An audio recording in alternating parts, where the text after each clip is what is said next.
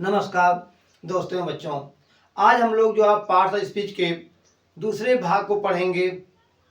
जो दूसरा भाग हमारा है वह है प्रोनाउन, सर्वनाम। सर्वनाम किसे कहते हैं, ये कितने प्रकार का होता है और इसका प्रयोग हम वाक्यों में कैसे करते हैं, आइए देखते हैं। सर्वनाम कहते हैं कि जो शब्द संज्ञा के स्थान पर प्रयोग किया जाए या जो शब्द संज्ञा के बदले बोला जाए उसे हम लोग सर्वनाम कहते हैं, जिसे अंग्रेजी में कहते हैं a pronoun is a word which is used, जिसका प्रयोग होता है इन प्लेस ऑफ नाउन, संज्ञा के स्थान पर। प्रोनाउन वह शब्द होता है जिसका प्रयोग हम लोग संज्ञा के स्थान पर करते हैं, संज्ञा के बदले में करते हैं, उसे हम लोग सर्वनाम कहते हैं। जैसे एक उदाहरण लिया जाए कि मोहन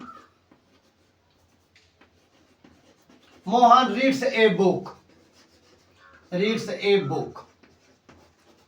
कह दें कि मोहन एक किताब पढ़ता है। मोहन एक किताब पढ़ता है और इसी वाक्य को फिर हम कह दें कि ही रीड्स डेली, वह उसे रोज पढ़ता है। तो यहां पर हम देख रहे हैं जो मोहन हमारा है वह एक नाम है और इस नाम के बदले में हमने ही का प्रयोग किया है, वह का प्रयोग किया है। मोहन के बदले में जो हमने ही का प्रयोग किया, यही ही हमारा क्या है, सर्वनाम है। यानी गाय एक पालतू जानवर है, वह हरी घास खाती है, वह मीठा दूध देती है। तो जो हमारा काऊ है, गाय है, वह तो हमारी संज्ञा है, वह कॉमन नाउन है। पिछली वीडियो में देखा था इसको। लेकिन जो इस काऊ के बदले में हमने कहा कि वह हरा घास खाती है, जो वह का शब्द का हमने प्रयोग किया, यह काऊ के बदले में यानी संज्ञा के बदले में जो वह का प्रयोग हुआ, यही हमारा क्या है, सर्वनाम है। अर्थात जो शब्द संज्ञा के बदले बोला जाए उसे हम लोग सर्वनाम कहते हैं। अब प्रश्न उठता है कि how many kinds of pronoun, सर्वनाम कितने प्रकार के होते हैं। काइंड्स ऑफ प्रोनाउन,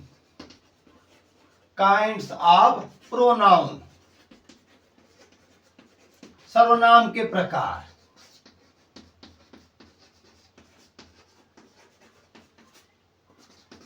सर्वनाम के प्रकार। अब यह एक बड़ा ही जटिल क्वेश्चन है कि सर्वनाम के कितने प्रकार होते हैं। अभी तक मैं अपना अनुभव बता रहा हूं, हमने बहुत सी किताबों का अध्ययन किया और उन किताबों में देखा किसी में सर्वनाम के 9 प्रकार दिखाई दिए, किसी में 12 प्रकार दिखाई दिए। लेकिन रियल में देखा जाए, एक परीक्षा इसके बहुत दिन पहले हुई थी, 2011 में, वह टेट की परीक्षा थी। उसमें एक क्वेश्चन आया था कि सर्वनाम के कितने भेद हैं। तो उसमें विकल्प दिए गए थे, 9 भेद हैं, 8 भेद हैं। उसमें एक विकल्प था कि सर्वनाम के 6 प्रकार यानी 6 भेद हैं। और तो रियल में यही आंसर सही माना गया था कि सर्वनाम के 6 प्रकार होते हैं। तो इस सर्वनाम के 6 प्रकार बताए गए हैं। नंबर 1 जो हमारे सर्वनाम के 6 प्रकार होते हैं, नंबर 1 है पर्सनल प्रोनाउन, व्यक्तिवाचक सर्वनाम। नंबर 2 होता है रिफ्लेक्सिव प्रोनाउन, निजवाचक सर्वनाम।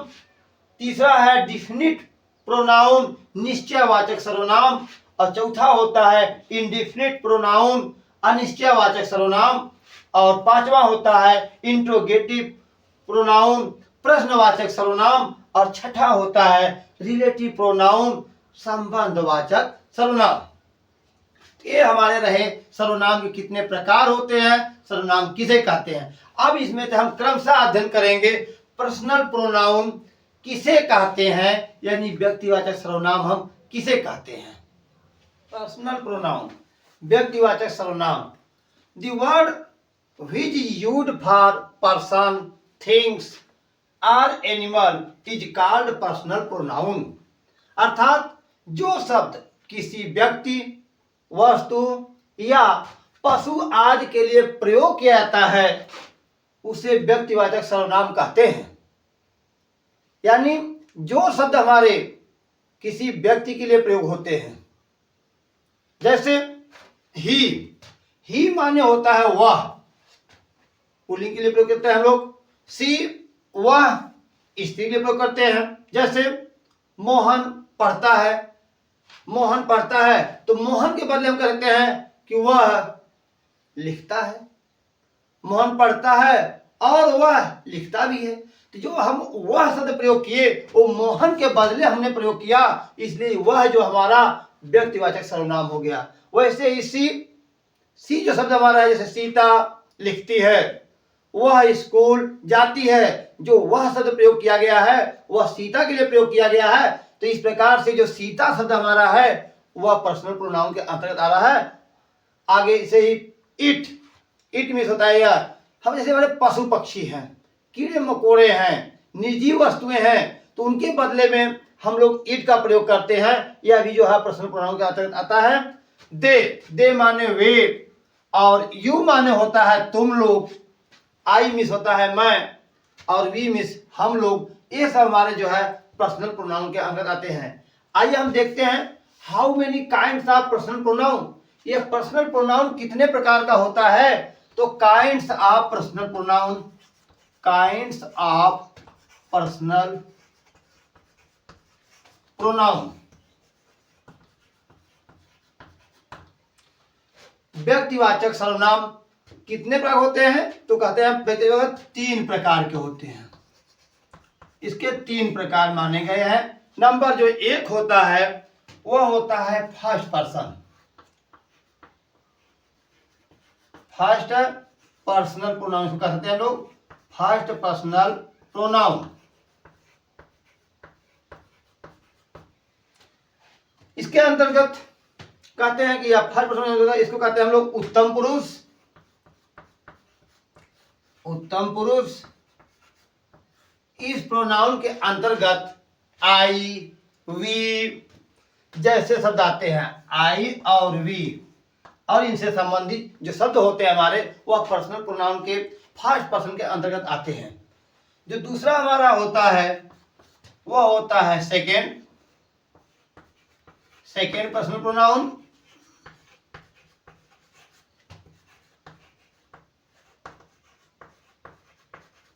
कहते हैं मध्यम पुरुष, मध्यम पुरुष सर्वनाम। इस सर्वनाम के अंतर्गत जैसे जो सुनने वाले होते हैं, फर्स्ट पर्सन प्रोनाउन के अंतर्गत जो कहने वाला होता है, अर्थात जो कहने वाला होता है वो फर्स्ट पर्सन होता है, और उसके अंतर्गत जो प्रोनाउन होता है वह फर्स्ट पर्सन प्रोनाउन होता है। और जबकि सेकेंड पर्सन प्रोनाउन के अंतर्गत जो सुनने वाला होता है वह आते हैं, जिसे हम लोग मध्यम पुरुष का नाम देते हैं। जैसे यू माने तुम, तुमने, आपने, और साथ में होता है दाऊ, THOU, दाऊ माने तुम। जो शब्द हमारे होते हैं वह सेकेंड पर्सनल प्रोनाउन अर्थात मध्यम पुरुष के अंदर आते हैं। जो तीसरा हमारा होता है वह होता है third personal pronoun, third personal pronoun.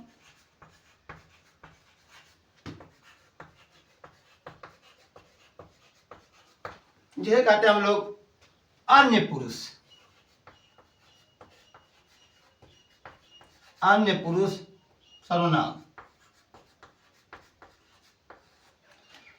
इस सर्वनाम के अंतर्गत वे शब्द आते हैं जिनके बारे में हम लोग बात करते हैं, जिनके बारे में हम लोग कुछ विचार करते हैं, कहते हैं। अर्थात दे,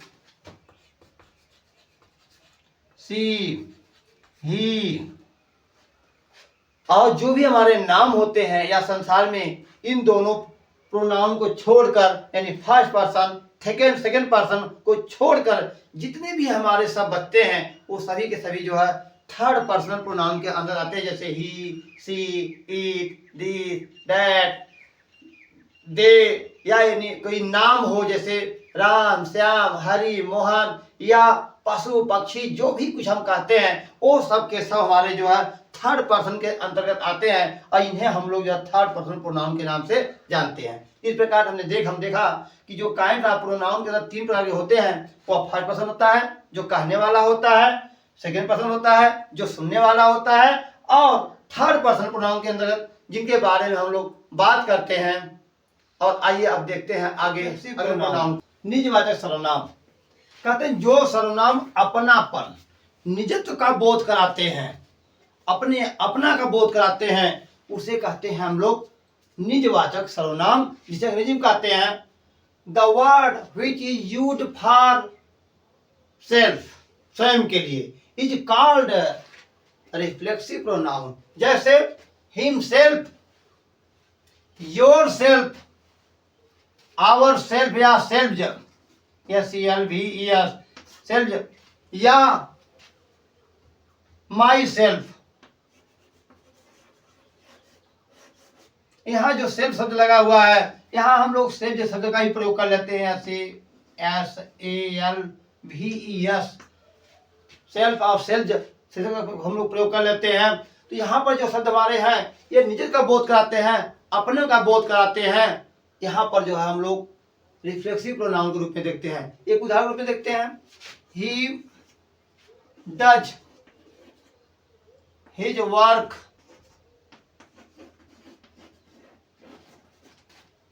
हिमसेल्फ, वह अपना कार्य स्वयं करता है। जहां स्वयं की बात आ गई, अपने की बात आ गई, तो यहाँ जो हिमसेल्फ शब्द है वह रिफ्लेक्सिव प्रोनाउन है। अगला प्रोनाउन हमारा है डिफिनिट प्रोनाउन, निश्चयवाचक सर्वनाम। इस सर्वनाम को हम लोग डिमॉन्स्ट्रेटिव प्रोनाउन के अंतर्गत भी रखते हैं।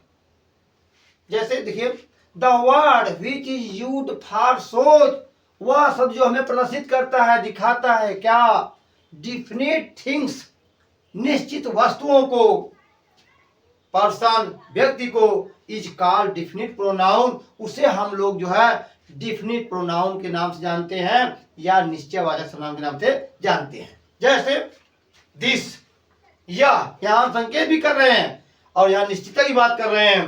दैट, वाह, यहां हम संकेत कर रहे हैं और निश्चितता भी कर रहे हैं कि वाह। दिज, ए, दोज, वे, जैसे जो शब्दों का हम प्रयोग कर रहे हैं, तो यहाँ पर इसे हम लोग निश्चयवाचक सर्वनाम के रूप में जानते हैं और कहते हैं इंडिफिनिट प्रोनाउन, अनिश्चयवाचक सर्वनाम। The word which is used for indefinite number is called indefinite pronoun. अर्थात जिस सर्वनाम से किसी निश्चित व्यक्ति, वस्तु की जानकारी हो, उसे हम लोग जो है अनिश्चयवाचक सर्वनाम कहते हैं। जैसे सम, एनी, आर, नोबडी, नॉन, जैसे जो शब्द हमारे होते हैं यह अनिश्चयवाचक सर्वनाम में प्रयोग किए जाते हैं। जैसे नोबडी विल लाइक दिस, इसे कोई नहीं पसंद करेगा।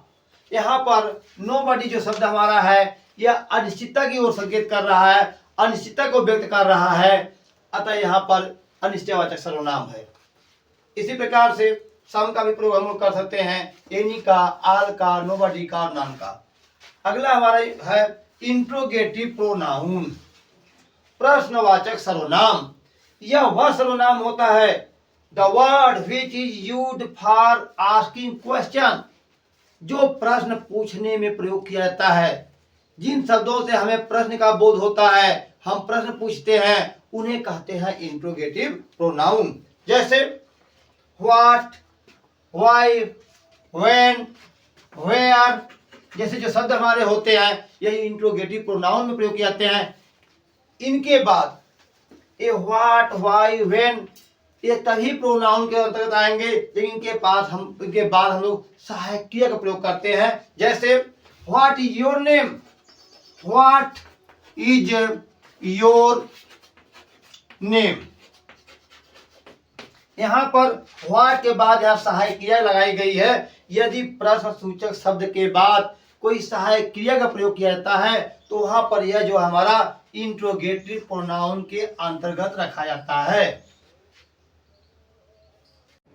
रिलेटिव प्रोनाउन, संबंधवाचक सर्वनाम। The word which is used for in place of noun to show its relation to is called relative pronoun. कहते हैं जो शब्द की संज्ञा के लिए प्रयोग किया जाता है उसे हम लोग जो है संबंधवाचक सर्वनाम कहते हैं। जैसे इसके लिए जो प्रयोग होता था तो उसे जो और सो का भाव मिलता है, दैट एज के जैसे भाव मिलते हैं। जैसे the man who met me yesterday was my friend, was my friend. अर्थात the man who met me yesterday, वह आदमी जो मुझसे कल मिला।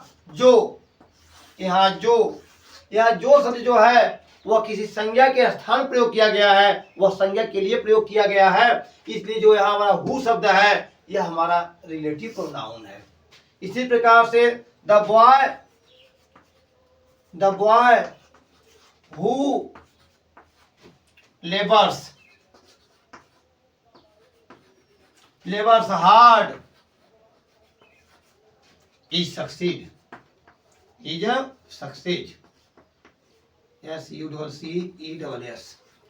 सक्सेस वह इंसान वह बच्चा जो कठिन परिश्रम करता है, जो मेहनत अधिक करता है वह सफल होता है। तो यहाँ पर जो हु शब्द आया है वह हु शब्द का भाव यहाँ जो से मिलता है, और यही जो हु शब्द हमारा है यहाँ पर जो कंजक्शन जैसा भाव दे रहा है, वाकई जोड़ने जैसा भाव दे रहा है। भले ही ये कंजक्शन का भी रोल कर रहा है लेकिन यहाँ पर यह किसी संज्ञा के लिए भी प्रयोग किया गया है, इसलिए यहाँ पर यह हमारा रिलेटिव प्रोनाउन है। इस प्रकार से हमने देखा जो हमारे प्रोनाउंस होते हैं वो किस संज्ञा के स्थान प्रयोग किए जाते हैं, और जो शब्द संज्ञा के बदले में रहता है उसे हम सर्वनाम कहते हैं। और सर्वनाम कितने होते हैं तो सर्वनाम के 6 भेद होते हैं। उन 6 भेदों का क्रमशः हमने अध्ययन किया और मैं समझता हूं कि आप लोग इसे अच्छी तरह से समझ गए होंगे। धन्यवाद।